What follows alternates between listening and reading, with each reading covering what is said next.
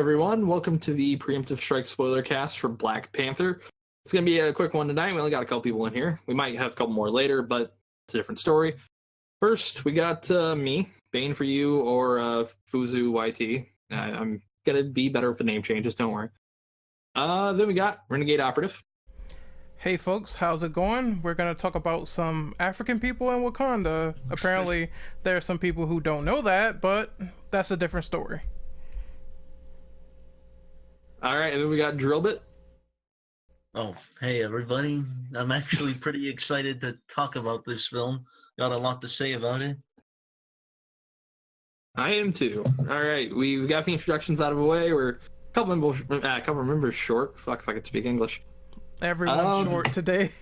It's I didn't expect there to be just three of us, but you know, it could work. It happened. Yeah. Well, should we talk about behind the scenes of this episode really fast? behind the scenes, sure. Yeah, this episode's been delayed. Was it twice now? Yes, twice. Yes. We just decided to do this preemptively. Yeah, we just said fuck it as well. Fuck it, we do it live. Yeah, hell, why not? So Black Panther is one of, I think it's the 5th highest grossing film of all time right now. Yeah. I think it crossed like 1 billion currently. Yeah, it's 1 billion last week. Yeah, 1.1 billion, and it had the second, currently now the second highest before Infinity War, the highest pre-sale tickets of all time. Damn. Which is fucking insane. Yeah. It had a $202 million opening weekend, one of the biggest films of all time. It released in China for like $64 million on its opening night. It's insane. It is the 5th highest grossing film of all time, right behind The Avengers. And I think this movie already got green-lighted for a sequel because of that. They've confirmed they're working on a sequel, which I'm excited. Yeah. This is like the fastest grossing Marvel movie like ever. Yeah. This has been insane. Yeah, for a film like this, it actually caught me a lot by surprise. Well, the neat thing about Marvel is, which is something that's impressive with Marvel so far, even like the films for smaller characters who aren't, like an Iron Man, a Captain America, have been doing insane, and it's just been growing. You are right about that, because I heard today that Ant-Man apparently did better than Batman v Superman, which is, I don't know. It was better than Batman v Superman. in what universe, would you figure that Ant-Man would do better than DC's two heroes? But yeah, that's crazy. Like back in the 80s, people would just think Ant-Man was some throwaway comic book character and wouldn't compare to Batman or Superman. Well, to be fair, we would have treated him in the 80s like he was somebody who was, like a fourth-rate character. Yeah, well, the fun fact is Marvel actually tried to do an Ant-Man movie in the 80s, but they canceled it because of Honey, I Shrunk the Kids. Wow. Are you serious, dude? That's to be fair, legit. That makes sense. It does because of competition, I get it, but still, it's quite a shocking surprise. Yeah. But, Marvel has just been, killing it with every single film sans For Dark World. Let's not talk about Thor here, please. Yeah, well, if we're going to talk about Thor, we talk about the good Thor movie that just came out. Yeah, Ragnarok. And the first one is decent, but yeah. The first one's certainly an introduction. Yeah, well, that would be a topic for another time. Yep, currently we're about to talk about Black Panther. That was just some prelude, I figure why not. So we're going to go into question number 1. Did Black Panther succeed or disappoint you in terms of expectations? Fuck, I cannot speak English today. I would say it exceeded expectations. I was honestly expecting half the film to be just, kind of build up, kind of origin, full on, and then the bottom half, everything else. They properly spread everything out, which this is one of 3 Marvel movies to do that with an origin for a character. Guardians and Spider-Man did that pretty well also, where it's you learn the character through the film. Everything kind of strings the character along instead of just back half, the origin, latter half, the conflict, Yeah, everything doesn't feel too disjointed. You get to know a lot about Black Panther, really early on and everything that he does, and then it transitions over into the Wakanda aspect, and I think that's where the big focal point happens. It's like you really don't need to know much about what's going on, considering the fact that there's a lot of visual cues, there's a lot of ways this culture interacts with people or does certain things that are very distinct to them. So that's what I thought that was really innovative about the movie, is that it's something that's easy to get into while on top of having all these political things going on with the country itself. Yeah. I think, honestly, it was one of the smarter films also. Like, there was more structure to it than most of them. Yeah, because I would say the film that sort of has this really weird structure is Ant-Man, because, you know, it goes from a guy that's a family man fighting people in jail to a guy that's a family man trying to get a job, he gets snubbed, and then we go into this heist movie thing where it's interesting for the most part, but the villain just really doesn't sell it for me. Yeah, Yellow Jacket. Lackluster. So this The one villain- is like, we have a villain that's also good here. He You have has two believable villains points. that are good. Oh, you're talking about Claw. Yes, we'll get into him in a moment. Yeah. I like Marvel's villains until they die. Yeah, that's the problem. They always kill them off, and you know, since it's a spoiler cast, it is unfortunate that both villains are dead. So Yeah, like, Black I Panther would've- 2, I like, would where would they prefer go? Claw alive at least. But it makes sense why they killed him off. He needed them in order to get into Wakanda.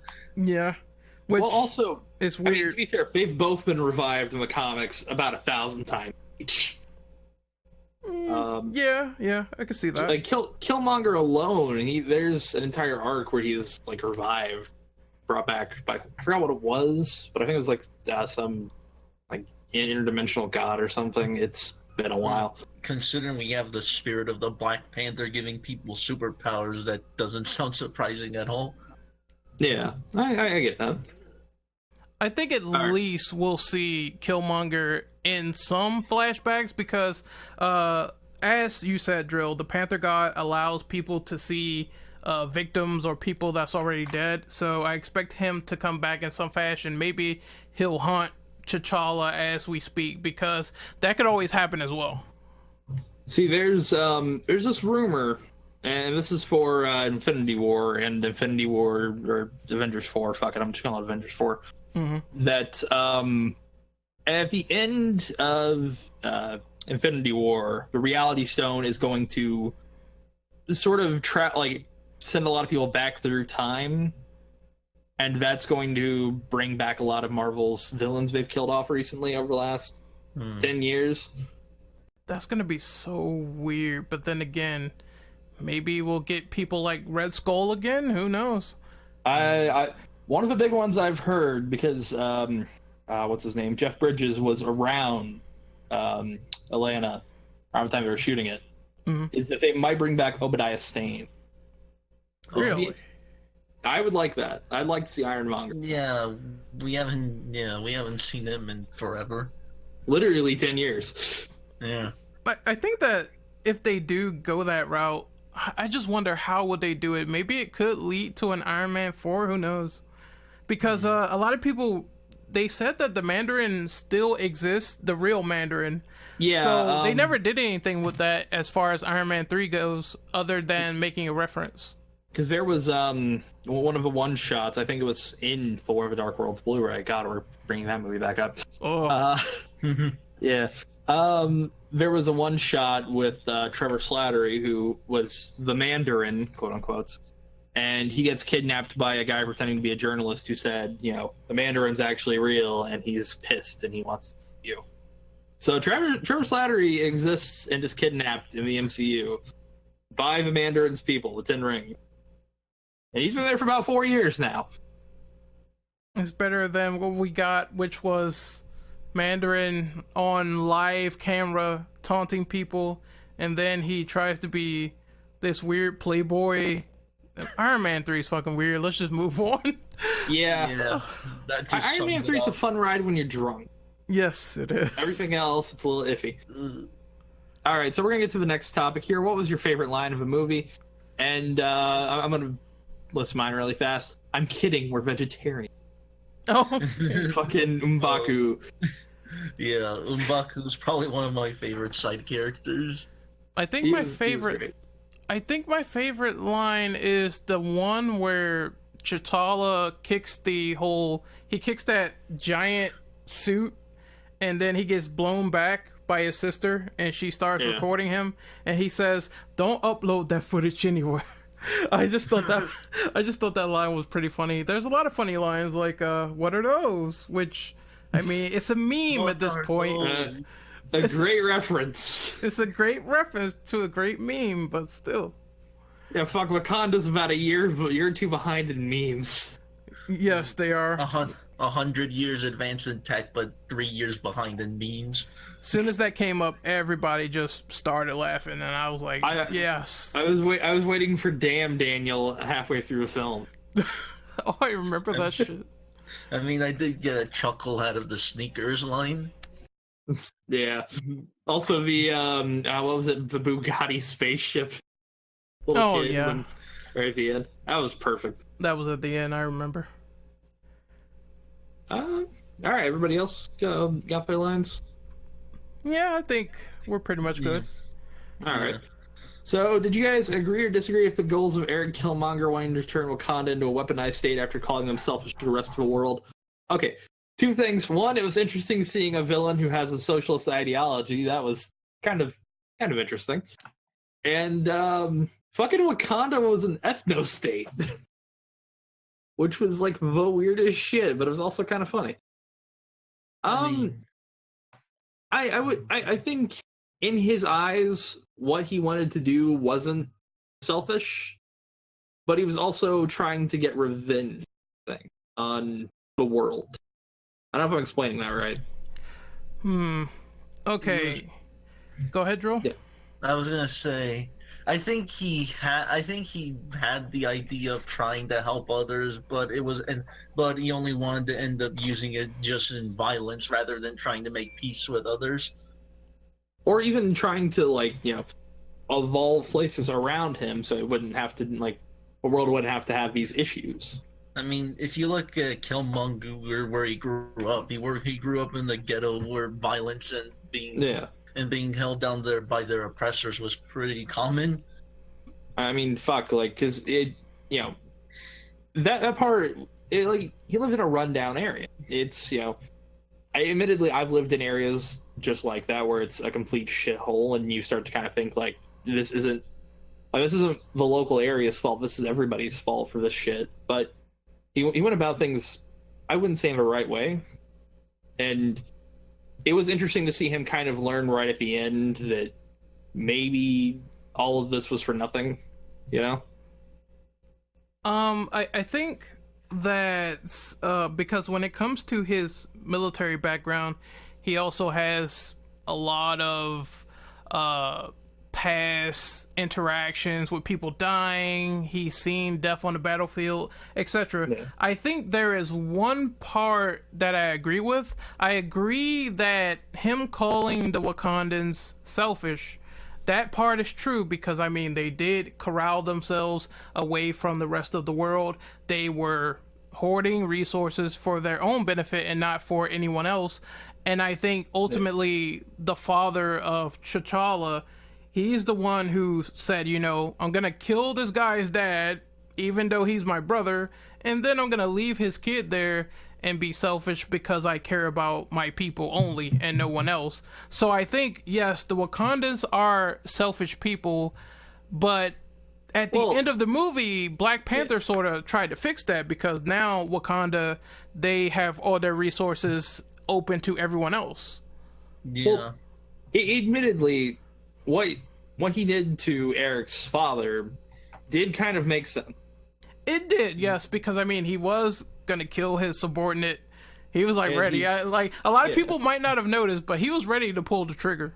Yeah, he did say that he killed his brother to save his life. Yes. Even King T'Chaka was crying after he had killed him. It was really something he didn't want to be forced to do. Yeah, So it's like it's a level of understanding. Like some people did something right to other people, some people wronged some other people. So there's a big debate there that a lot of people really need to look at, because I mean they all have different beliefs, and I think that was the point of the movie. But at the same time, for the question itself, him weaponizing Wakanda to attack other nations, that's something I didn't agree with, because I mean that would just put Wakanda under a microscope in order to get nuked. So that's a bad idea. And it would have just ended with more violence on more people, and he just would have not realized. Sorry. I was kind of rolling off into a tangent there. But the thing is that Killmonger was just looking at it from, I guess, a military point of view, because he was trained to just take like pretty much take them off by the source and take down nations. I mean, he thought he could just. I guess he thought with more power he could just keep taking down nations and force them to abide. Yeah, he wanted to take over by force, and that's something that I really don't agree with. No, that's really not going to unite people. That's only going to put them in fear and probably cause more war. Yep. Yeah. So I do have an interesting. I'm going to add a question here really fast. Sure. Do you guys wonder if through flashbacks we will somehow see more of Killmonger? Because I mean, he has been in the military for a apparently very long time. Yes, I do think that maybe in the next movie, because they already know that people like Michael B. Jordan. I mean, a fucking girl broke her retainer. Great. She broke her retainer just by looking at this freak of nature. So obviously they're gonna hire him again. He's gonna be. That's a true story, by the way. Well, no, I was laughing about the freaking nature part. Came out of fucking nowhere. Well, I have to improvise, but yeah, like, they're gonna hire him again. He's gonna be in some flashback or something, and then that will be a way for them to segue into saying that, yeah, he has a history with the Black Panther. Maybe he did something that the Black Panther doesn't know about, so he has to go through the whole resurrection phase where he might see some flashbacks. And that will be a good way to put him into the movie, even though it sucked that they killed him off. I think they might bring him back through some exposition like that. Yeah. I mean, I do think maybe we'll get to see maybe him and T'Challa talk again, through the spirit world. Yeah. That would be how him and his father interacted. Yeah. I'm interested to see what the hell they're going to do with it. Also, seeing as how they've killed both him and Claw, it's like Black Panther has a good bit of villains, but like he just killed two of his most famous ones in one fucking film. I mean, there are still some villains they could use left. Yeah, I know. But man, like Claw alone, you got fucking Andy Serkis there. Yeah, that's a moneymaker. You bring him in for 5 films. Oh yeah, definitely. Like, I think killing Claw was, I could see why they did it. But it made sense for the character to do it, but it's also like, fuck. It's like a mistake because Claw is like one of the biggest poachers in Black Panther history. So he's very well known and diverse in the Black Panther comics. So for them to remove that element sort of removes the fact that, you're not getting this awesome villain that was in the comics anymore because he's dead. There's also been rumors that they originally had planned to kill Black Panther off in Infinity War. Oh, okay. So that was a rumor I heard, and I'm like, I don't know if I believe that, but like looking at it, especially looking at them killing Claw and Killmonger in one film, I'm just like, oh, that makes more sense now. They probably changed it. I mean, the character has so much potential for more films. I think it would have been way too soon. I just think it was originally like the plan when they first started out with Civil War and Black Panther and then Infinity War and maybe Part 2 also, when it was originally Part 2. It makes sense like when you look at it as an arc between 3 films, but I also kind of now looking at the film, having seen it twice, I see more like, okay, he's definitely like they originally had him planned to not live too much longer after Black Panther, because when he first dies without the when he takes out of the tower, and then goes to fight Killmonger, and then basically gets beaten the piss out of. That like those scenes kind of hinted at like him not living too much longer, but also still. Does that make sense? I don't know if I'm explaining that right. I'm not sure. Like, I think that it was going to be pretty obvious that in order to show that Killmonger is a threat, he has to beat Black Panther. I mean, I saw it coming a mile away because he was getting like way too close to Wakanda. I don't even think they explained that. How did Killmonger actually get there? He just showed up, so that's kind of like a plot. They were in a plane, yeah. Yeah, but I don't think he had the coordinates or anything. Well, no. There's the outside Wakanda, and then there's the hidden Wakanda. Yeah. Yeah, he was on their shoreline though. Yeah, which there's a bit of a gap there, which is kind of, you could say, scriptwriter's convenience. Yeah. I'm just gonna assume he probably was just outside of Wakanda. And then it's like, oh, we have this crazy black man here. What are you doing here, sir? Why do you have these messed up dreads? And then it's like, I have a present, and there you go. It's Claw's body. I got a bitch. a new dinner for one person who's a cannibal. Well, it can't be M'Baku, so we have to skip him. It's vegetarian. Looks like meat's back on the menu, boys. Hey, Andy Serkis might taste delicious. I don't know. He was Smeagol, so there's that. Smeagol, he's a smart. He's Caesar. He's a smart ape. He's every CGI character ever in every film. The few times we get to see him live action has been Marvel films, which is weird. He'd do great as like Groot or something. Well, that's give him like average height. That's Vin Diesel's job now. Yeah, Vin Diesel is slowly muscling out Andy Serkis. Yeah, and before Vin Diesel starts doing CGI roles. Well, let's not go there. Let's actually move to the next question. I was heading there. Sorry about that. It's cool. Yeah, I thought time to tangent. So do you think Black Panther himself was overshadowed by the side characters like Shuri and Everett Ross and hell, the Ulysses Claw? Ross, no, because I mean, Ross was just there. Like, Ross was there for the finale. Yes. He was needed for finale, and he just kind of were like, oh fuck, we need scenes with him. Hang on. Wrote a couple scenes in, and we're good. But for the rest, I would say yes. I mean, Shuri and M'Baku, these characters, they seem to have more charisma than Black Panther himself. That's one thing I found kind of jarring, is that Chadwick Boseman, the Black Panther, he's the straight man.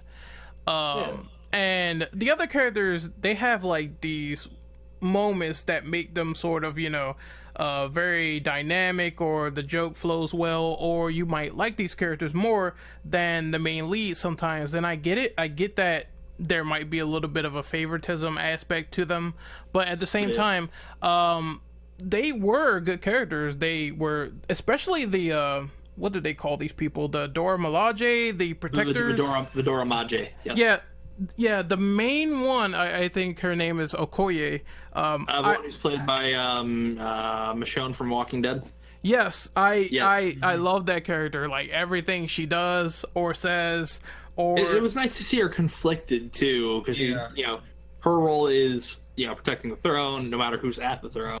Yes. So, no matter how much she liked T'Challa, it's something she's got to do. I think you're talking about like his girlfriend, Nadia, who was they were both a part of it, I believe. Yeah, they were, but Nadia was the one who said, we have to go and try to overthrow Killmonger, and Okoye was like, yeah, I cannot do that because I am loyal to whoever sits on the throne. Yeah, I thought that was interesting, and also, admittedly, seeing her help at the end was fucking great. Oh yes. Yeah. I mean, once she sees how horrible Killmonger is and that he isn't fit to be the king, she like changes her mind ASAP. Yeah, like, hey, the rules matter until they don't. Fuck it. Yes. All right. To add on to that question, who's your favorite side character that showed up in the movie? I'm gonna be honest here. It's Claw. He was fucking great until he died, and I want to film just with him making mixtapes. Fuck it. Yeah. Oh, the mixtape joke.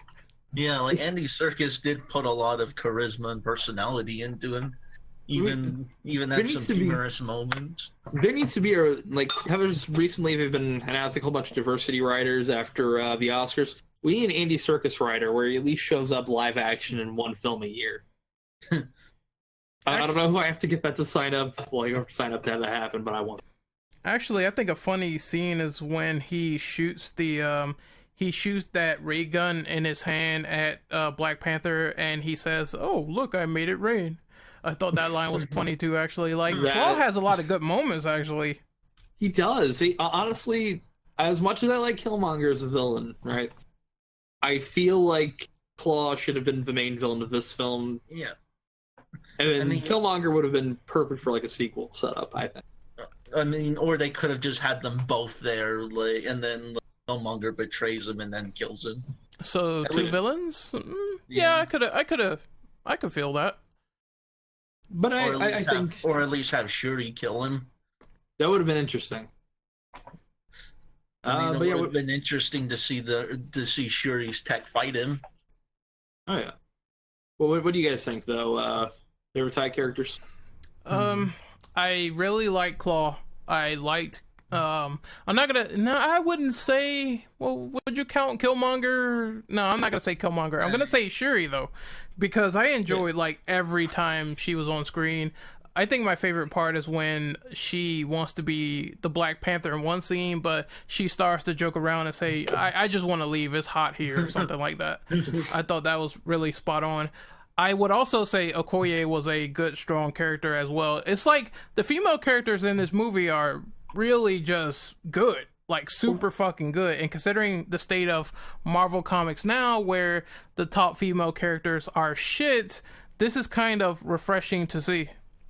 Well, I'd say Ryan Coogler has done it pretty... have you guys seen Creed? I have not, Creed. But I heard so much about it. I really want to see it. Creed is a fantastic film. Yeah, it's a really fantastic film. It does feel like the next proper series to Rocky. Ironically... sorry. I would say, ironically, the chick who played Valkyrie in Thor Ragnarok, Tessa Thompson, plays his girlfriend. Oh, really? She must be badass then. She's pretty good. And Marianne Creed, Felicia Rashad, is fantastic in the film. Yeah, like, it's really worth watching if you're a Rocky fan, and Sylvester Stallone does a great job in it, along with Michael B. Jordan. All right. And he wrote that film, I believe. Let me see here. Yeah, he wrote that as well as Black Panther. And it shows, because he does well writing pretty much everybody in both films. He gives them adequate amount of lines, adequate amount of screen time, makes you care about them. Unlike some Marvel movies where the female characters are annoyingly written. I honestly could say that about... I was going to say Thor, like Natalie Portman, holy shit. What a useless character. Useless. Yeah, I honestly forgot she was in the film. Oh, there's Natalie Portman, and admittedly, I've got a massive crush on her, but I can't admit her character in movies are annoying. Kat Dennings. Who is she again? I forgot. She played, what's her name? I'm trying to think now. It was like, Darcy? Darcy, I don't even remember. Yeah. Like, she was Jane Foster's intern. Oh, are you talking about that sort of side chick, emo chick in Thor: The Dark World? I would do unspeakable things to her. Well, she was useless in that movie, and I think she wanted some cock who... It didn't make any sense, like, halfway through the movie. I'm like, who is this dude, and why is he here? Yep. Oh, boy, we got back into Thor: Dark World. Fuck. There's going to be a podcast on it soon, folks. I feel like we're going to keep segueing into Thor: Dark World with every question. It's a bad movie. Don't watch it. Unless you really want to just watch all the Thor movies for consistency. Well, it's the film with the Infinity Stones in it with the least amount of viewings in any film. Because the Aether's only shown up one time, and that was in Thor: Dark World. Right next to the Soul Stone, which hasn't shown up anywhere yet. Everyone says it's going to be in Wakanda, which makes sense if they have that giant battle in Infinity War where it's in Wakanda. So I think it's going to be more than just protecting Vision. I think it's going to be more to that fight. I'm hoping, but God, that thing's never showing up, I think. All right, so to the next questions. What are some positives and negatives you have about this film? Okay, I think I can go first. Yeah.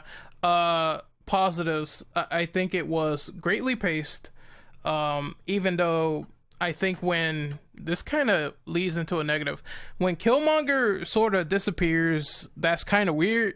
Like, he shows up in the beginning, then he goes somewhere, then he doesn't show up again till like halfway through the movie. So that was kind of weird. The CGI, the fights, I mean, they could have been a lot better, and the final fight at the end was a mess. You got two rubber band Panther men fighting, and it doesn't look real, and I'm fighting like, in a poorly lit train station. Yeah, I mean, I knew the final fight needed some sort of intensity, but it really didn't feel like that when you're watching this crazy CGI fight all over the place. Yeah. So I thought that could have been done a lot better, and I think another positive is just the characters. Like, the characters, they have these quirks, very unique. When the characters get emotional, they convey it well. I thought the acting in this movie was great. Really, really good, solid. Like, if I were to rate this in terms of like putting it up there as MCU movies that had really good acting, this will be probably my top 5 because I was very convinced by some of the acting in this movie.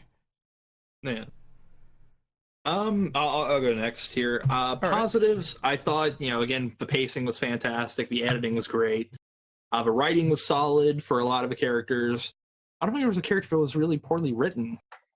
Now that I think about it. Negatives, this one's going to be me bitching about movie theaters really fast. I'm going to bitch twice.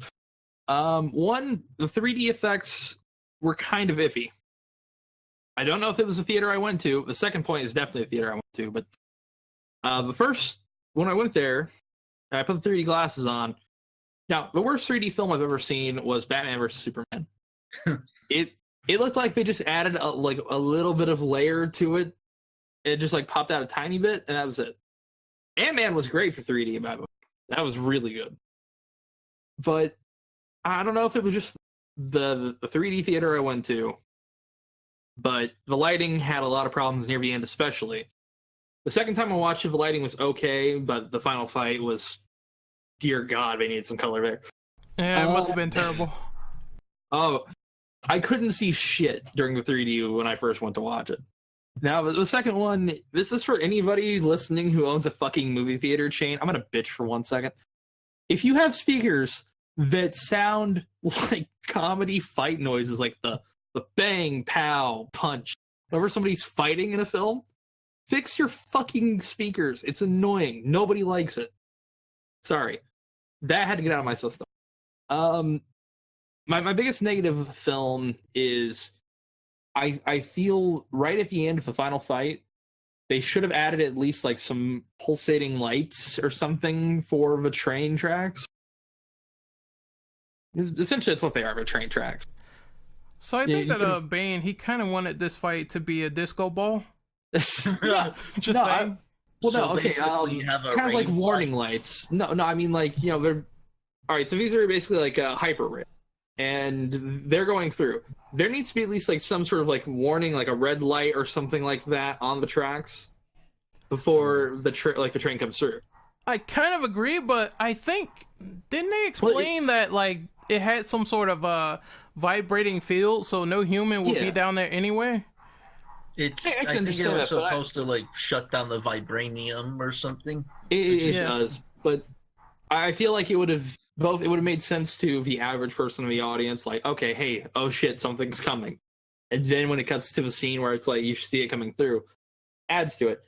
And it also adds some more like color to the fight.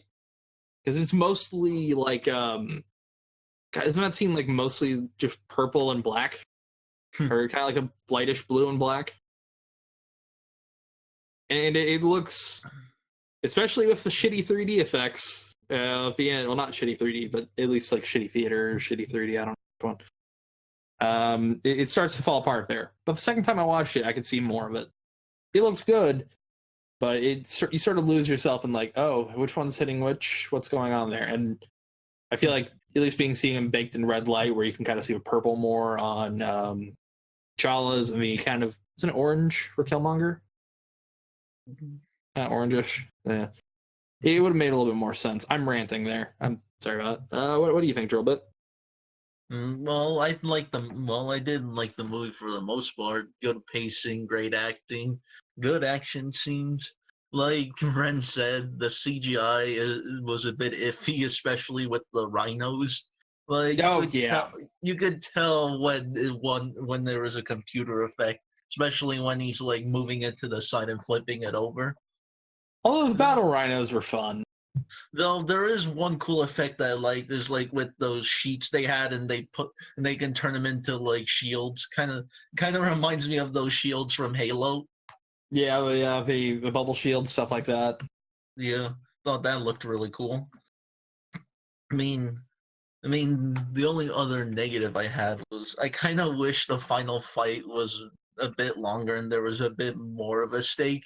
I mean, yeah, you have the weapons going out, but those are taken care of pretty quick.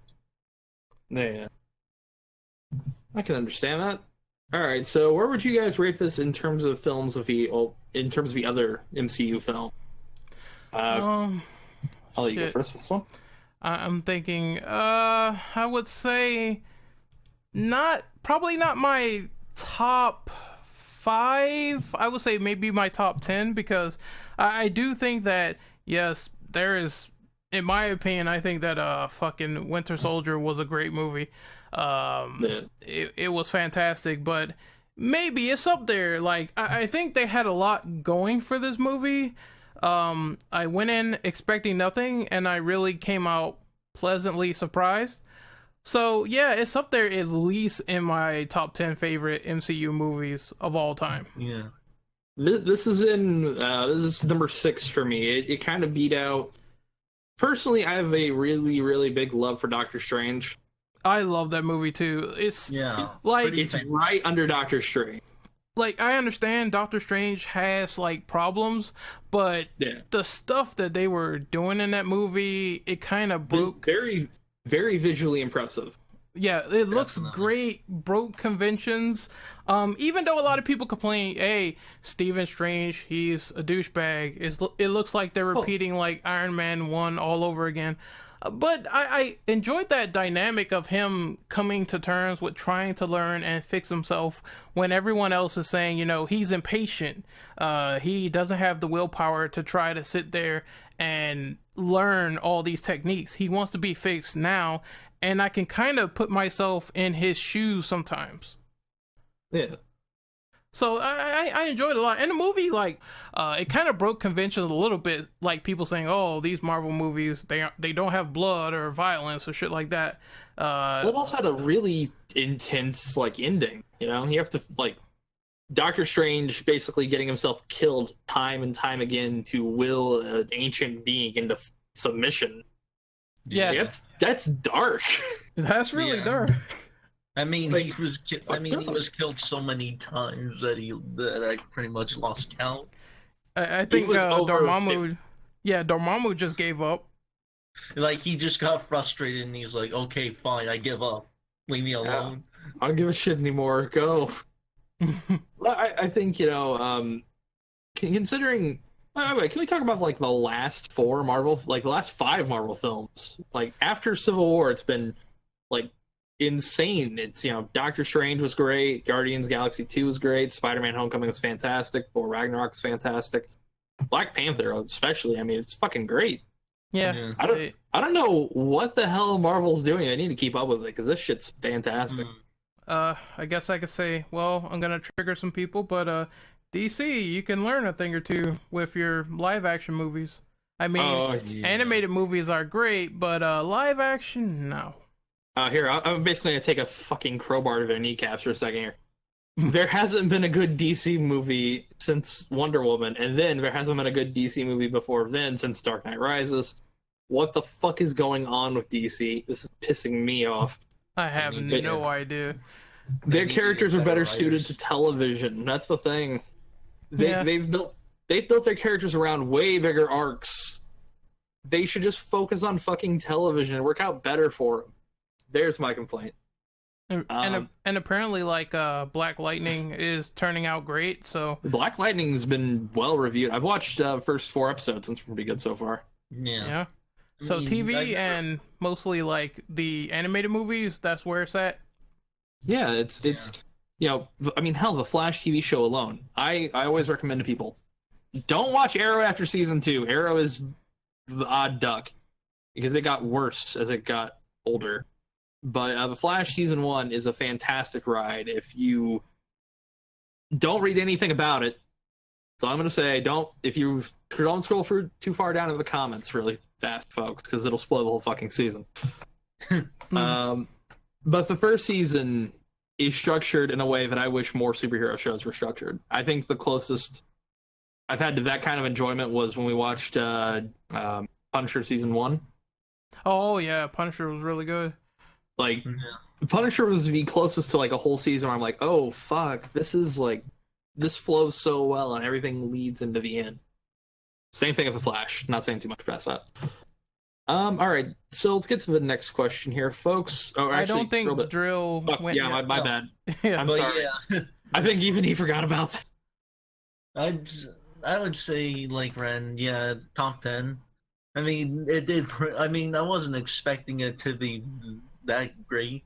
I mean, I was gonna say probably in the same vein as Ant-Man, like enjoyable film, but nothing that actually breaks any records or anything like that. Yeah.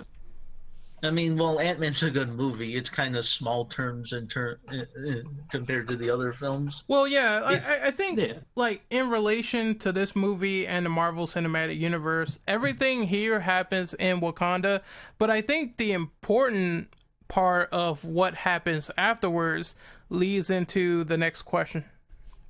Yeah, Well, I'll also say this. I'm fine with it going more small scale for the Marvel films. I think Ant-Man was smart because it focused on something necessarily city level, but also that could have been an international plot.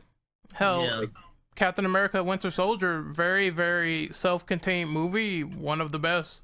Yeah, the good thing is they're starting to don't have to require the entire MCU to watch, like, even the second or third film in Captain America's thing. They're smarter in now doing these more in, like, bite-sized things where it's like you can see the ties to, like, Spider-Man or something like that without having to go back and watch Spider-Man. But if you have, it improves your watching experience. Because there's like a scene that references Spider-Man, I think. Isn't there? Yeah. And like with Black Panther, it pretty much is pretty easy, self-contained. The only problem is now the timeline's a little fucky for the MCU.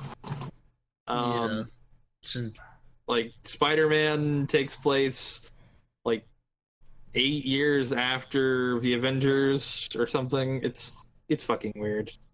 Nobody's fully explained the timeline for me yet. All right, so to the next question here.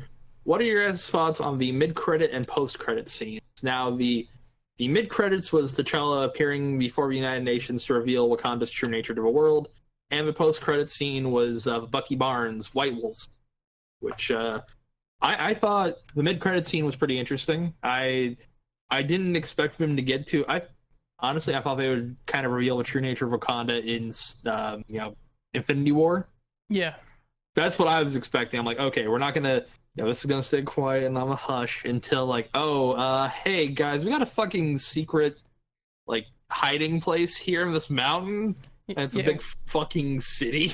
We have, like, vibranium, which is very, very fucking valuable. It could also heal people, and the movie doesn't explain that, so it's like, yeah, I want my hands on that. And I thought that was interesting because it was something that I expected Black Panther to do after what happened in the movie. He wants to right the wrongs of the past. He, like, in the beginning you can see he's very fascinated with walking in his father's footsteps. And once he finds out his father did this, misdeed, he's like, no, I don't want to be you. I want to be my own man, and I also want to help more people. So he has this big revelation that was very important as a character piece, that he wants to go out, and now he wants to make outreach centers and everything else. So I think it's very important to the future of the MCU, considering if Black Panther sticks around, because now everyone else has access to their technology. For the post-credit scene of Bucky Barnes, I thought it was typical. Like, we knew he was in Wakanda when he got frozen in Civil War, so it wasn't really a big shock. We knew Bucky was in Wakanda. But the thing is, it seems like his mind isn't controlled by, like, Hydra anymore, because I think there's a Prelude comic that says they sort of removed the Hydra chip from his brain. Yeah, all the programming was washed out. Yeah, so I thought that was kind of interesting, where he said, like, she asked him how is he doing, and he's like, I'm fine for once. I can think for myself, and I think that's pretty much good. That's going to lead into some good Infinity War stuff with probably Bucky and Cap. Oh yeah, and I'm interested to see where, like, this is all going to go. Mm-hmm. It's a lot of oh, hang on, shit! I clicked a link and now it's just playing a video for me. I hate auto playing videos. Fuck that shit. But yeah, I was looking into this, and there's a lot of things, because I mean, if you have to think about it, we're about a month away from Infinity War. Yes.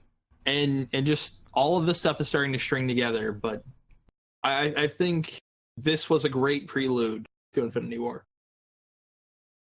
I definitely agree. I think this sets people up, one, expectation level wise.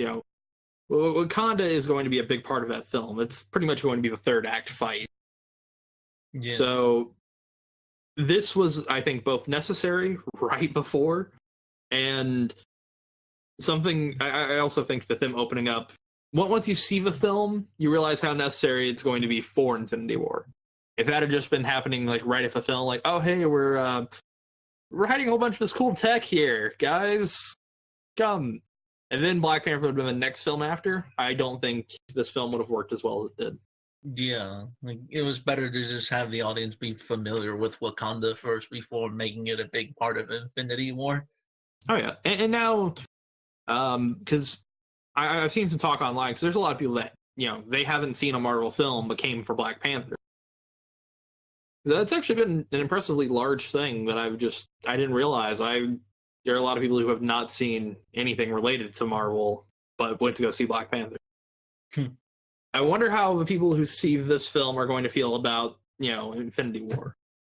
That's something I just wanted to mention off the top of that. And I think it's interesting to see Bucky, back in a normal fashion. He's not, he doesn't have all this stuff going on in his head. It is just him. Yeah, I don't know if he's gonna live that long, because people are speculating that Iron Man might die, but I thought it would be a good team up if he teamed up with the guy who killed his dad. He kind of forgave all the shit that happened in Civil War, so yeah, that's kind of what I was looking forward to. But I don't think that Tony is gonna survive that fight on Titan. Something tells me that something's gonna happen there. And that's why the Avengers now are all split up, because in the fight scenes, like, you don't see Iron Man in the giant Wakanda fight. You only see the Hulkbuster, and obviously, considering the toy line, I think Bruce Banner is actually in the Hulkbuster, because there's spoilers out there for the toys.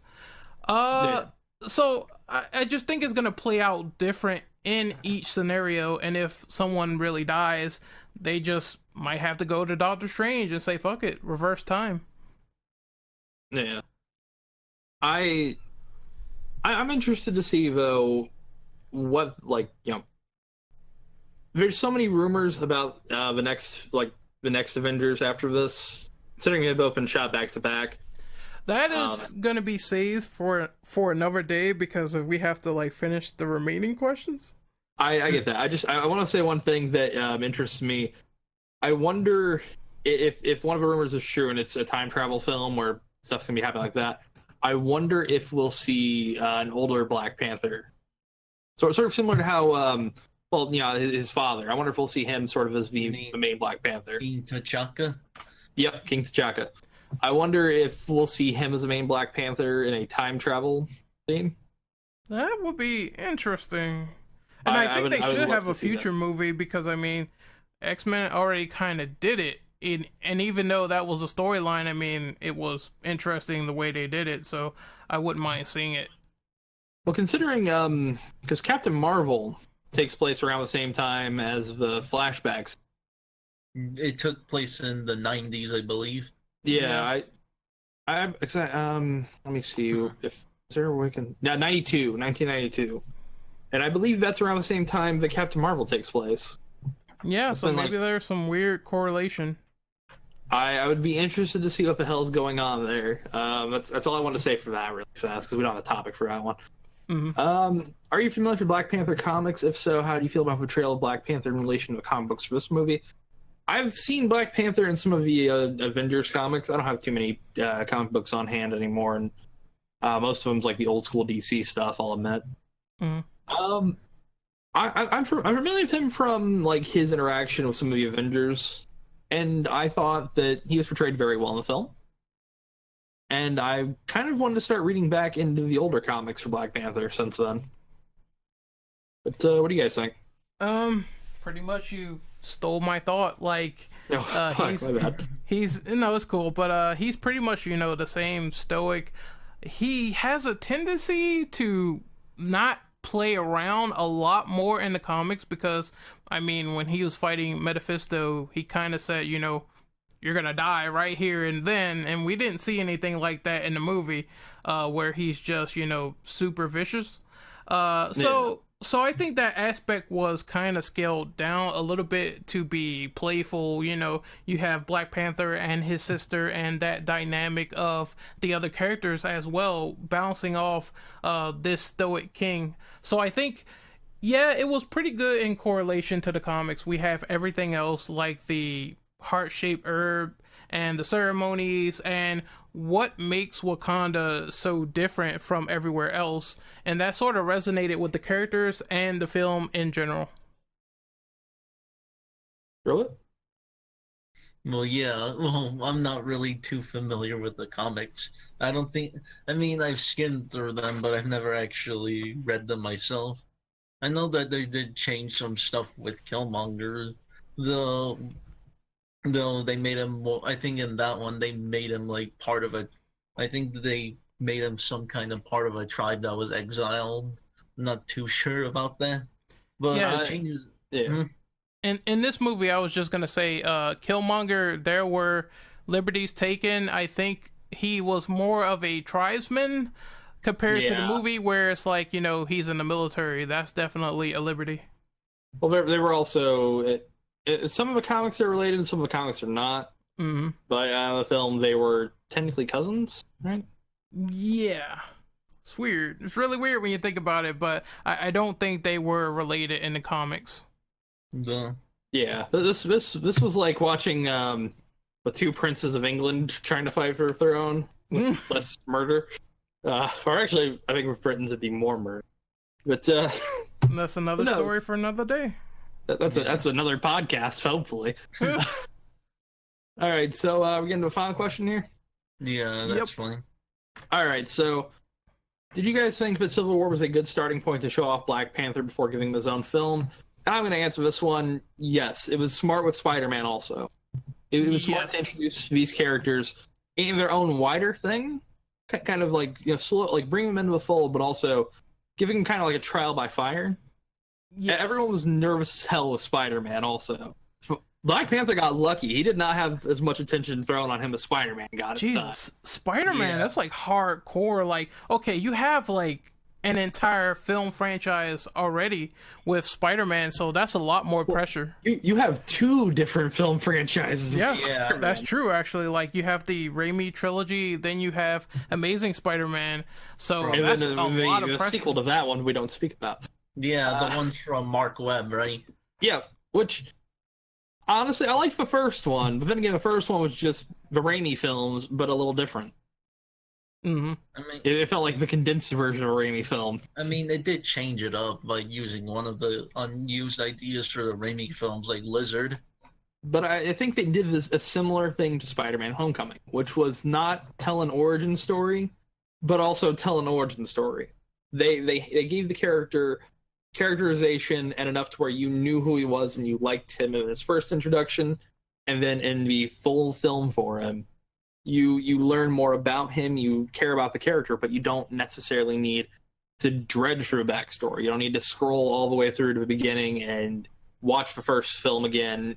If you just jump into Spider-Man, you're fine. You don't need to. I mean, you know who the character is from that film. I mean, yeah, we also know that Uncle Ben got shot 9 times like he's 50 fucking cent too. Although the good thing is they do show some flashback scenes from Civil War for Black Panther, first time he's been in film. Mm. Yeah. For Spider-Man, we know all of the sordid history. Yeah, mainly 2 different because film of his franchises. history. Mainly because of him being prominent in film so much. Oh, yeah, and also him being, like, admittedly, an insanely beloved character. Spider-Man has been around for a fucking long time. Yeah. Like 1963, 64. I'm probably wrong about that, but I know he's been around for a long time. Roughly around that time. 50s to 60s. But back to the question for me, I think that it was a good idea to show him prematurely. Like Bane said, you know, I think Civil War was a test bed to see if these new introduced characters could, you know, maybe stand the test of time and have their own films, especially in Spider-Man's case, especially also in like Black Panther's case, because that's something that, you know, I don't think anyone was expecting at the time. So that's pretty cool that we got to see him as a sort of character that's been, you know, damaged. His father dies in the UN and he wants revenge, and you can really resonate with his story a lot in Civil War.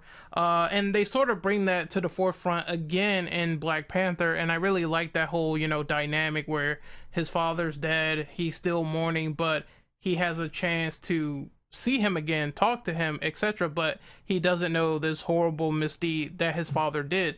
I think that was an entertaining like story element, because we don't know much about T'Chaka other than the fact that he got blown up. So I like that whole backstory there. I think, you know, it's interesting to see where they're going to go with this after. Oh yes, because the Panther realm, I mean, it has, I think it has like endless possibilities to what he wants to do, what advice he really seeks when he's challenged on the throne. And you never know. I mean, a lot of people say that maybe M'Baku should come back and challenge him again. You never know. I can understand that. Mm-hmm. But yeah, I think... Go on. No, I wasn't going to say anything. I would say, I think, you know, this... Especially with also, like, the Fox characters coming in soon. Mm-hmm. I think Black Panther is a good way to start to introduce to, like, the weirder aspects of the world of the MCU. We can actually talk about that after, because I think we're going to talk about the Avengers, the new trailer. So yeah. Oh yeah. That will be a good segue into outros. Oh yeah. We're talking about that today? Yep. All right. So let's talk about that now before we do outros. How about that? No, because I want to segment it and make it into a After Dark, so I think we should do it after. Fair point. Yeah. All right. What were you gonna say, Drillbit? Before we go to outros? But yeah, what I was gonna say is it was a good idea to at least show them in Civil War, just to give people a taste of what Black Panther was like and get them interested in the character to see if he could hold his own movie. I mean, we didn't see much of him, but the character did interest me a lot, so I wanted to see how how how he could do in his own film. And I think that should be maybe that could be a good way of them introducing new characters to see if maybe they could hold their own movies. I get that. I think they said that they were thinking about doing like a Falcon movie, though that's up in the air right now. I'd like to see a Falcon film. We got to see if he becomes Captain America or not, because Or if he dies. or if he dies, that could be a possibility too. Both of these are actually really solid chances. Which is a shame because I like the Falcon. Yeah, same here. I don't mind if Cap maybe gives the mantle up or dies. War Machine could go. Well, they tried that in Civil War. Now he's like crippled, so it's like there's no stakes involved. Maybe Rhodey got crippled. Oh wait, he's on the apparatus. There you go. Yeah. All right, we're gonna lead to the outro now. So everyone, I've been fucking my second name. Fuck it. Well, first Bane. I've been Bane, but I'm also you can find me at Twitch at twitch.com/Fuzu FUZHOUYT. All right, where can they find you, Ren? This time you can say your Twitter handle without me saying it. All right, so you can find me on Twitter at RenOperative_. You can find me on YouTube at Renegade Operative. I recently posted up a Avengers Infinity War breakdown, so if you're interested to see my thoughts on the trailer, you can go and check that out. All right, and Drillbit, where can I find you? Oh, you could just find me on Twitter at Drillbit777. All right. This has been the Preemptive Strike Spoilercast on Black Panther. Hopefully you have a fun time. We had a fun time, I think. And we will definitely see you for Infinity War. I will be here. I hope. Yes. I think. Yes. Yep. Got about a month to go, folks. Take it Yeah. easy and have a good night.